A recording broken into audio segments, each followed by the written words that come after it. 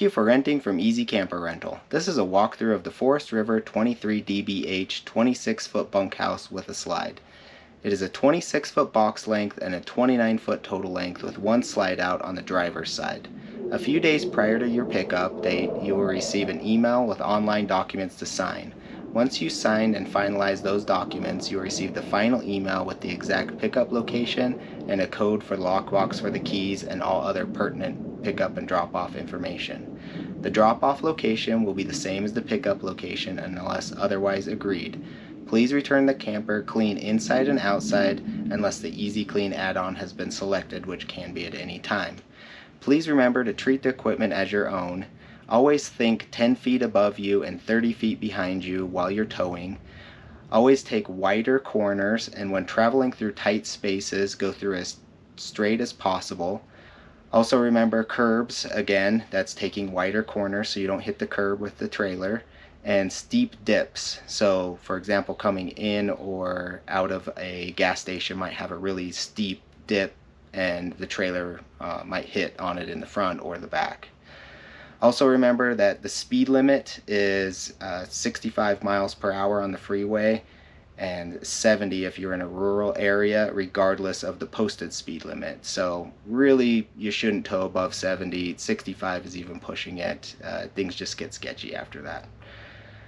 Again, what we will do is we will go over retrieving the keys, unlocking the trailer, hooking up the trailer, walking around the outside of the trailer, and then walking around the inside of the trailer. When it comes time to pick up the trailer, it will be at the location indicated and the trailer will be all ready to go, but it will be locked up. The code, which is in the email of the trailer, will be here if there are multiple trailers there. And then the code for the lockbox for the keys will also be in that email. And here's the lockbox on top of the battery cover. So you slide the top portion open, you put the code in, you open it up, and then the keys are in here. This trailer has 4 keys, so it has 2 silver ones, which the first silver one here looks like this, and it will open the outside door here.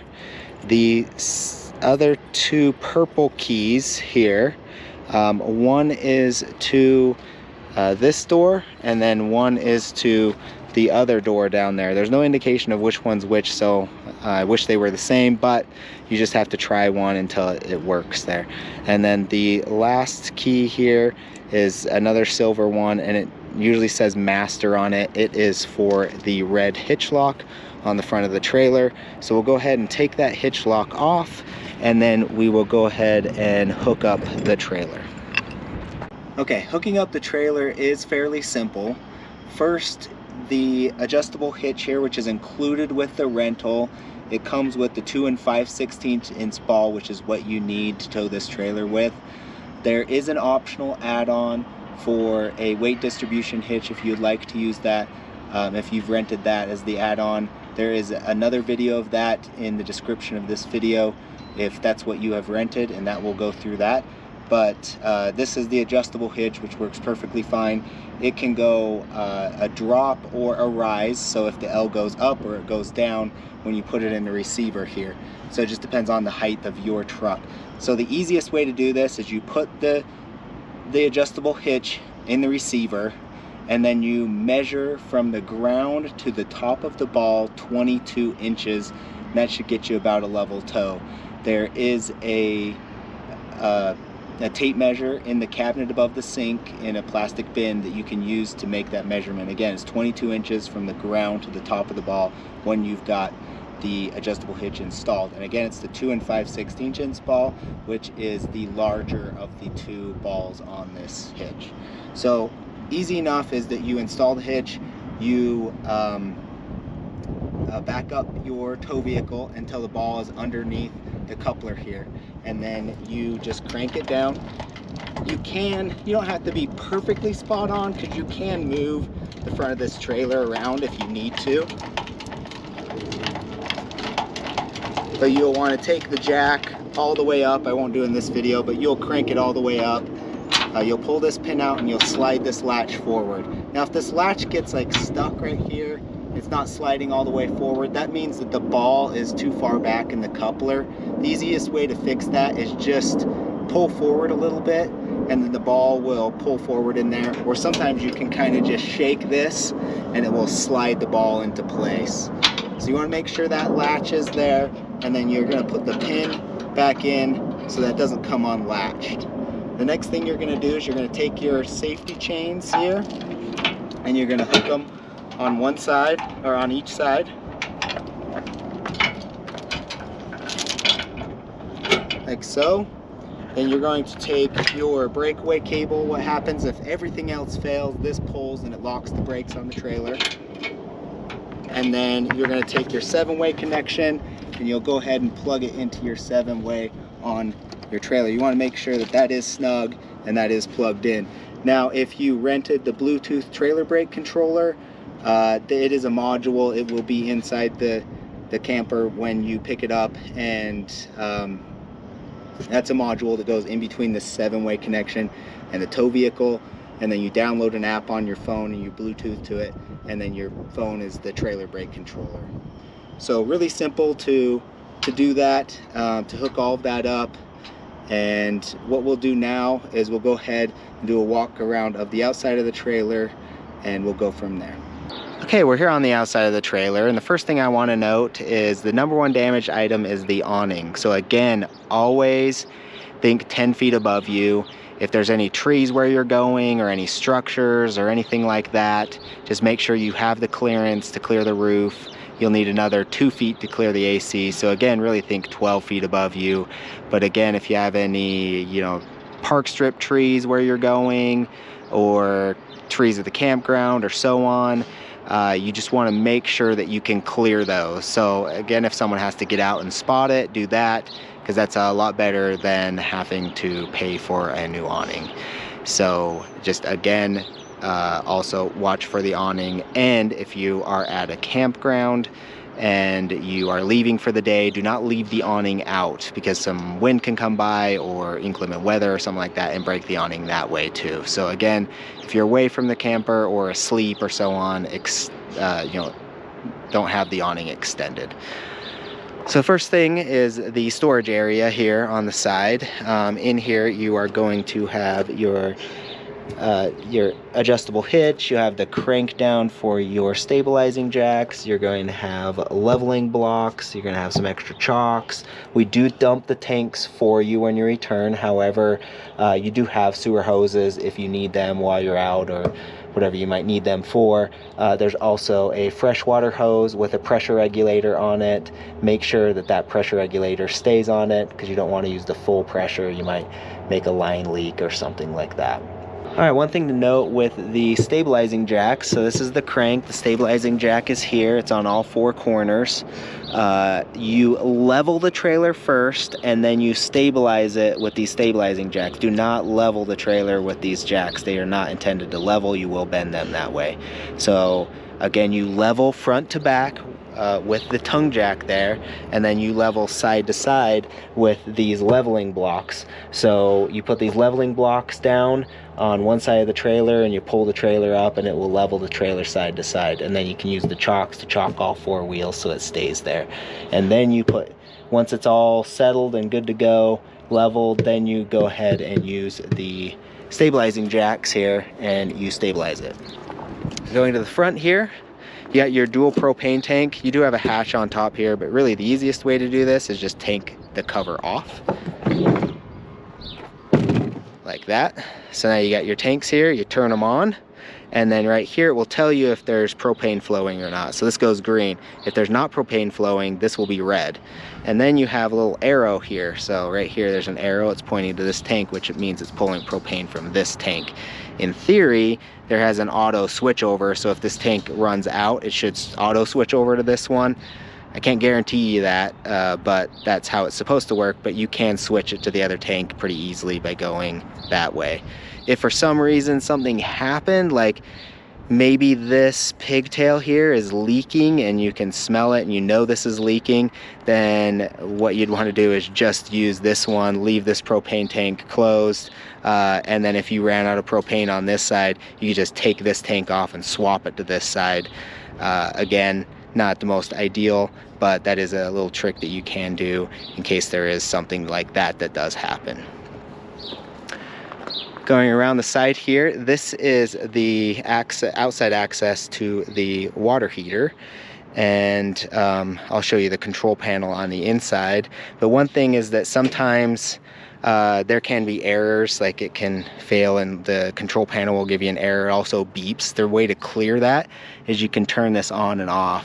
So you would turn this off and then turn it back on. That's going to clear the code. So one common thing that happens is that these are designed to, if they sense freezing temperatures, they will ignite to keep themselves from freezing. But if you have the propane off, they can't ignite. So then they give an E1 code, which is no propane, and then the control panel beeps. And so you have to come out here and turn the propane on, and then you have to turn this off and turn it back on to clear that code. So you can shut this. Just be mindful of this little grommet here because it sometimes gets caught on the exhaust. Again, you've got your other stabilizing jack on the outside. If you have cable at a campground or something, you can plug it in there. You do have sensors, pressure sensors on these tires here. So this little thing is green, which means the pressure is good. But if your tire went flat or whatever and you couldn't tell by looking at it, then you can tell by this it will go red. So that's kind of nice there. If you do want to drain the fresh water tank, there's a drain right there. And there's also an overflow. So if you can see back there, there's a little hose next to that drain. If you are filling the tank, the freshwater tank, and water starts coming out of that, that means it's overflowing. So you can just stop filling at that point. But that's what that is. And so if you've got it full and you go somewhere and you notice there's water leaking out of there, it's just because you got a full tank. Going over here, speaking about the freshwater connection, that's right here. So that's how you'd fill the fresh water tank. Now you do have a city water connection, and so if you're at a campground or a house or something like that, that's where you can connect the hose to the fresh water. This way, if you are connected to this and you have pressurized water here, you do not need to use the water pump on the inside because it uses the pressure from the source. Down here you've got your 30 amp connection. So you do have this cord here, which is in the storage area also, and then this adapter is in the plastic bin above the sink. So you might not need this adapter. If you are at a campground, you have 30 amp connections, you're just gonna plug in with this. If you are going to like a smaller generator that only has a 15 amp plug, then you can use this to go from 30 down to 15 amp. So, and again, you'd plug in there and then run the adapter that way. This is an outside shower. Just ask that you don't use it. It's really not that functional. You do have the outside light here. It's controlled with a light switch on the outside. It only works at night. Must have a sensor on it. You do have outside storage. This is the storage area underneath the bunks. So it's some more storage there. Your sewer connection is here. So on your right side is your black tank. That is your toilet. On your left side is your gray tank. That's your shower and your sinks. So again, you drain black first and then gray. Going around the outside of the trailer here, you do have your full-size spare here. You do have your backup camera right there. Again, the backup camera works off of a connection to your phone. You download an app. It's something we can't support, but it is really cool if you can get it to work, and it'll do more on the inside of the trailer when I show you how that works. Here is your black water tank flush. So you would connect a hose to this while you're flushing out your black water tank if you are emptying the black water. This is a door that goes directly into the bathroom. So that's that door, which is kind of nice if you don't want to go all the way through the trailer to get to the bathroom if you're in a rush or something. You got your outside speakers here. You got other outlets. You have another cable connection here.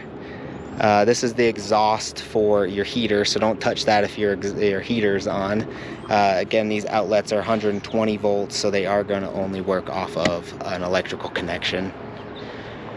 In here, there's actually nothing in here, so we just ask you to not use this. It just goes to underneath the sink, so it's just not really a usable area. And then we go to the inside here. So on this handle here, the way these work is you push them up and then you can swivel them. So it's kind of nice. You can put them against the door when you're traveling, just in case for some reason it does come open. This is going to hold it, but it's just designed to be a handle. Just don't crank on this. You will break it if you twist it too much. So just be mindful if you've got kids or whatever. You might want to just leave this closed so they don't try and hang on it or make a jungle gym out of it. And then as we go inside the trailer, the first thing I'll show you are these really cool steps. So when you go in here, these steps will be up like this. So that's what it will look like. There's this blue handle here that disengages them and you can slide them forward. And then to get a level, so it depends on how level the ground is. Like you can't tell on this, but this is kind of unlevel. So this side over here is higher than this side. So what you do is this side maybe only will be to here, and then this side would actually, you'd want to extend this, and you can extend it by pushing this button here, and then you can pull this up or push it down. So you can kind of adjust it for however the ground is. So again, pull that tab, we're gonna let it down here. And so you can see like this side kind of wobbly, so I'd actually extend that arm and then it would make it more stable. So that's how that works there. And then you do have a screen door here, so you can unlatch that. Really nice if you want a breeze to come through or something like that. All right, let's go on the inside and check that out. On the inside of the trailer, we will start at the front and work our way to the back. Up front here, you do have a queen bed, and it is a 10-inch memory foam bed, so it is nice and plush. This is a mattress protector, not a sheet, so you do need to bring a sheet with you or rent the linen kit as an add-on for a sheet, but you do not sleep directly on this, as this is a mattress protector, not a sheet. So you do have some cabinet space here, up here, and on that side you've got some mirrors, you've got some lights back there. And then what's really nice is that these doors here close, so they're held with a little button here, and you pop this off and then you can slide this door closed, so you can close this area and have some privacy. So that's really nice. On this side, this is something that you won't use. There's a Bluetooth speaker. It doesn't come with the trailer, but that's what that's for. This, you got your USB and your 120 volt outlets. Again, these will only, the 120 volts only going to work if you have an electrical connection like a generator or hooked in at a campground. So that's the front area there. Up here we've got your radio. Again, this is something that's not supported, so I can't guarantee that the radio or any connections that you put on the radio or speakers or anything like that are going to work, but this is how you function it, is through this head unit here. You've got some space here. You got some space down here where you could maybe put some shoes, take off your shoes or so. So this is an electric heater here. It acts like kind of a fake fireplace. The functions are right here. So you've got your power and then the different functions as you go through here with these buttons here. So they're gonna work only if you're plugged into power, but this is an electric heater. We've got your kitchen area, so we've got a big sink and the faucet here. This is like a soap dispenser. There's not going to be any soap in it, so that won't work. You've got your cabinet here with your plastic bin with a bunch of items in it. It's got a barbecue lighter, some towing items. It's got the 30 to 15 amp adapter. There's also an instruction manual in here in case you missed this video or you're in a location where you don't have service. You can look at that instruction manual. You've got your microwave, which works just like any other microwave. Again, that will only work off of electricity, so plug-in or a generator. You have your gas stove here, so the first thing you'll want to do if using this is roll up the glass here, and then what you're going to do to start this is that you'll roll it on high, and then you've got your sparker here. You got to make sure that the propane is on And always turn this to the right. If you turn it to the left, it will break it. So there you go. Again, the propane's not on, so this isn't going to light, but that's how you light this. Get your microwave, air fryer, and convection oven combo. So the microwave just works like any other microwave. Again, any of the uses on this, you do need an electrical source, so it's not going to work off the batteries. And so you open it up. There's 3 different things in here. Again, there's some verbiage on here what those are. So in here you've got the standard microwave plate. This is used for everything that you're going to cook in here. You've got just a regular plate, which is going to be used for the convection oven, so it will always just go on top of this clear plate. And then you've got this plate that has holes in it, and that will be used for the air fryer, so that will go on top of the clear plate. And you take this out. Don't put them, if you're using the microwave, don't use these metals. So these are only used for convection and the air fryer settings. This is your main heater vent right here. And I'll show you the thermostat later. But you got a bunch of storage area. You have your slide out area here. I'll show you the control panel really quick. So it actually works off of motion when it lights up, but it's going to tell you the tanks. So your fresh water is empty right now, black water is empty, gray water is empty. Again, a note on black and gray. So black is your toilet, gray is your sink and showers. Black especially a lot of times doesn't read correctly. The reason why is that a little bit of debris will get stuck on one of the sensors, so it'll read like 2/3 full when it's really empty. So I can guarantee you it is empty when you pick it up. We personally empty them. And then so you've got your battery percentage here. So as we saw, the backup camera, that's what this Bluetooth connection is.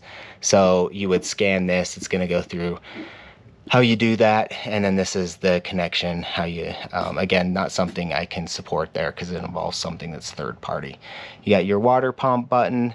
Again, with the water pump, what you'll do is you'll turn it on, use the water, and then turn it off. Do not leave this constantly on all the time. The reason why is that, say if you left the trailer and the water line broke, then that's going to just keep pumping water and flood the trailer. So again, turn it on, use the water, turn it off. These are lights, so your awning light, exterior light, which is on the corner on the outside, your living room lights, and the accent lights. If they don't light with these buttons, then they're just a button light. So for example, there's just a button there, and that's how you light those, or all the other lights that aren't connected to these switch. So you got your awning, retract, and that works off the batteries.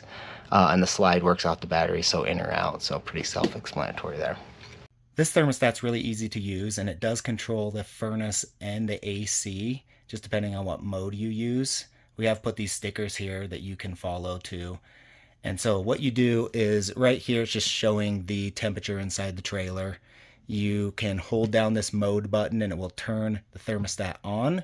This is kind of hard to see in the video, but on this side here, you'll have different modes. So you'll have fan, which is just a fan on the AC if you have under 120 volt running. You have cool. Again, the AC only runs off of 30 amps, so remember that. You're not going to run it off of the batteries. And then you've got heat here, as that's going to be for the furnace. So you do set it to whatever you want it to set. You want it to set it to, and then you want to set your fan mode. Always set it to auto.